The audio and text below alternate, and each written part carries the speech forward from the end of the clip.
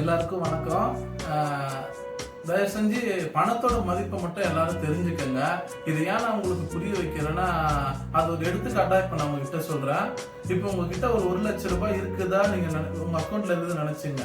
நீங்க செலவு பண்ணும்போது அதை பார்த்துலாம் செலவு பண்ண மாட்டீங்க. உங்களுக்கு பிடிச்சது வாங்குவீங்க, உங்களுக்கு தேவையில்லாத வாங்குவீங்க, நல்லா செலவு பண்ணுவீங்க, கணக்கு இல்லாம செலவு பண்ணுவீங்க. அது அப்படியே அடிப்படையா குறைஞ்சி ஒரு 5,000 வரும்போது அப்ப நின்று யோசிப்பீங்க, நம்ம காசு குறைஞ்சதை நம்ம பார்க்குறோம், இப்போ எது வாங்கினாலும் பார்த்து வாங்கணும்னு. அப்போ பார்த்து வாங்க ஆரம்பிப்பீங்க. அப்போ பார்த்து வாங்குற அந்த பொறுமை உங்க செல்வம் குறையும் போது தான் உங்களுக்கு வருது. அதனால தயவு செஞ்சு சில அன்னசரி செலவுகளை குறைங்க.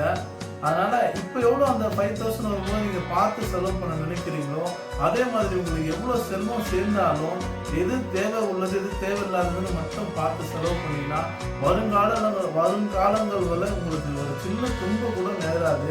அடுத்தவங்க கஷ்டம் வந்தா கூட நீங்க உதவி பண்ற இடத்துல கண்டிப்பா இருப்பீங்க. அந்த மாதிரி நானும் வந்திருக்கேன். அதனால இது முழுமையான உண்மைதான் கூட.